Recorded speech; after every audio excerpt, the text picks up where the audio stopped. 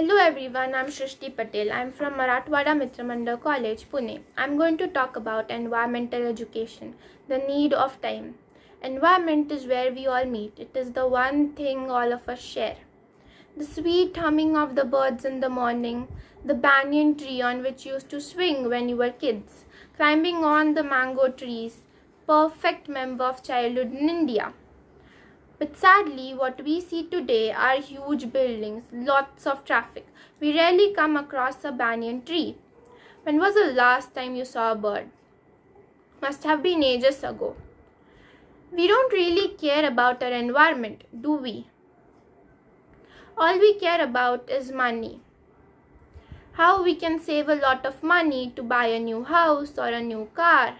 But wait. If we keep ignoring our environment like we are doing right now, probably the money you're saving to buy the things you desire will be used to pay your medical bills.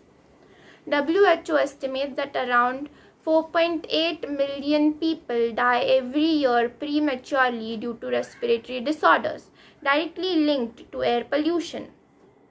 By 2050, the Earth's temperature is likely to rise by 1.5 degrees Celsius. Mumbai's Nariman Point will be underwater. Reason? The extreme weather conditions, indications of climate changes. And as always, we love blaming others. We may say, climatic changes must be the nature's fault. It's not ours.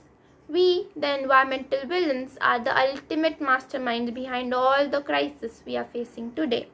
How, you may ask? Well, when you are traveling in a bus, and you are suddenly hungry. You buy a packet of chips. And when you're done eating, you see you're on a highway. The perfect time to throw the wrapper out the window. We want to keep our houses clean, but we want to litter in our surroundings, a house to many other living organisms, indicating how selfish we are. We cause forest fires, deforestation, which will ultimately lead to their extinction. Now you may wonder, how will extinction of a few species affect us? Well, in biology, we study about something called as the Rivet-Popper hypothesis, in which an airplane is considered as our ecosystem. And the rivets which are used to join the plane are the species. If every passenger traveling in it starts popping a rivet to take home, causing extinction of that species.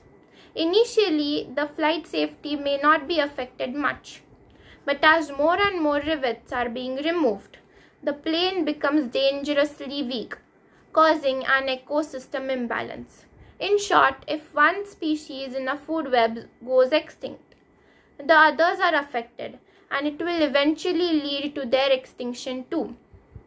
Now let's talk about the environmental heroes who actually thought about our environment. Ahmed Khan used plastic waste to lay roads. Vandana Shiva, her efforts to conserve forests are just amazing. Dr. Rajendra Singh has suggested ways to preserve water. Let's also talk about Kerem Devisi.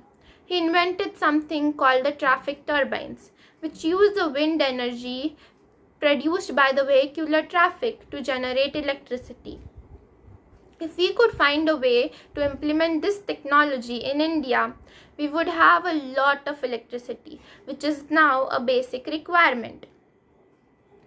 Now, what are the things we can do on our ends to help save environment? Well, the usual. Plant trees and take care of them. Use bicycles for short distances. Reuse things in the same way we use our toothbrush. It is never useless. After it's done brushing our teeth, it can be used to dye your hair or to clean the old precious stuff you have. Avoid using single-use plastic bags. Switch to paper or cloth bags. Try making compost. Use it to grow your own farm. These are the simple things we can do on daily basis to help save environment.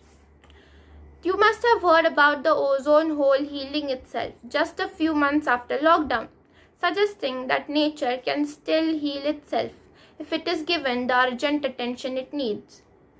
Our planet's alarm is going off, and it is time to wake up and take action. Now is the time. Protect your environment. Don't say that you will do it tomorrow. because you know tomorrow never comes. Thank you.